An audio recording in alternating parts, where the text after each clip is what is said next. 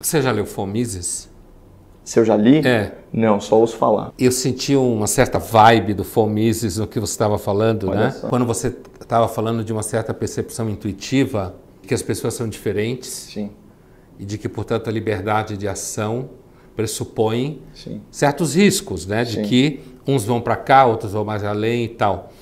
Como é que você percebe esse debate aqui no Brasil, liberal, conservador? Outro dia eu estava, acho que na PUC, a gente ia começar uma mesa, alguma coisa assim, e eu estava lá no café, lá em cima do quinto andar, aí se aproxima um menino, um aluno lá de ADM, como ele se apresentou, e ele pergunta para mim assim: Pondé, você se considera mais liberal ou mais conservador? Que é uma certa ânsia de querer encaixotar as pessoas e tal. Facilita o entendimento. Né? Organiza num certo nível do repertório, organiza.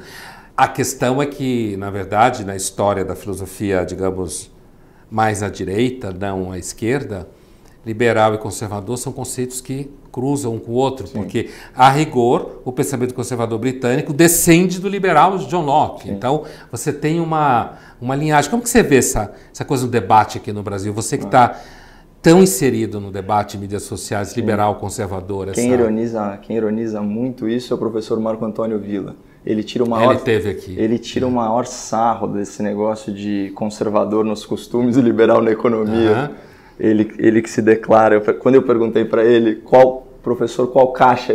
Preciso te colocar numa caixa urgentemente, né, para compreender o mundo, né? Vamos encaixotar todo mundo. Que caixa eu coloco o senhor? Ele falou brincando assim, republicanismo radical. Eu achei ótimo. Eu já vi ele falar isso. Republicanismo radical. Eu achei muito legal, né? O conceito de coisa pública, e realmente é coerente com as declarações dele, sempre prezando aí pelo interesse público e pela coisa pública, né? Como algo sacrossanto, né?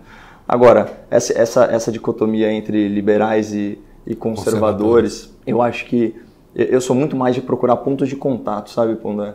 Porque, como você bem colocou, né, o conservadorismo ele vem do liberalismo clássico. Sim. Né? E aí você começa a ter toda uma gama de subclassificações. Então você tem desde o ANCAP até o NEOCON, né? Então, que o Villa não gosta. Exatamente. esse tipo de coisa.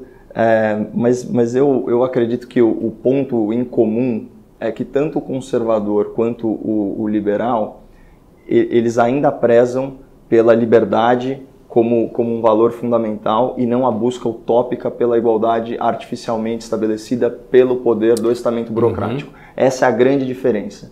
E aqui que está a principal convergência. É você dar, como você colocou, você dá espaço para que o indivíduo realize o seu pleno potencial, e se for para ter algum tipo de ação estatal, que ela seja na base, né? Então, portanto, focado na igualdade de oportunidade e não na igualdade de resultado. Existe uma grande confusão no debate público brasileiro do que é igualdade de oportunidade e do que é igualdade de resultado. Por exemplo, as pessoas acham que cotas em universidade, a gente está falando de igualdade de oportunidade. Não é igualdade de resultado. Você efetivamente modifica uma realidade de mérito para privilegiar pessoas, né? Sim.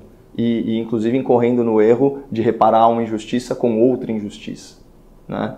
Quando o que seria igualdade de oportunidade seria lá na base, né? Fala no início da formação, no início da educação. Da formação. Isso vai desde a primeira infância, nos primeiros anos, né, da vida do indivíduo, que a gente já consegue dar uma vantagem competitiva para ele do ponto de vista intelectual, isso pensando holisticamente, desde questões de nutrição, saúde, incentivo à leitura, alfabetização. Eu acho que esse deveria ser o foco do Brasil. Agora, esse aqui não é um país sério. Você pega aí o número do Fundeb, cada aluno do ensino fundamental sai por menos de R$3.000, ou cerca de R$3.000.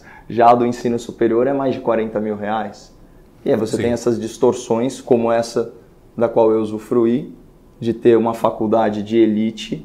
São Francisco? Exatamente, que eu cursei de graça às custas do povo pagador de impostos aqui em São Paulo. Isso é uma culpa que eu carrego, isso é uma bandeira que eu levo, de combate ao privilégio, né? Como aquele direito pelo qual todos pagam e pouquíssimos usufruem.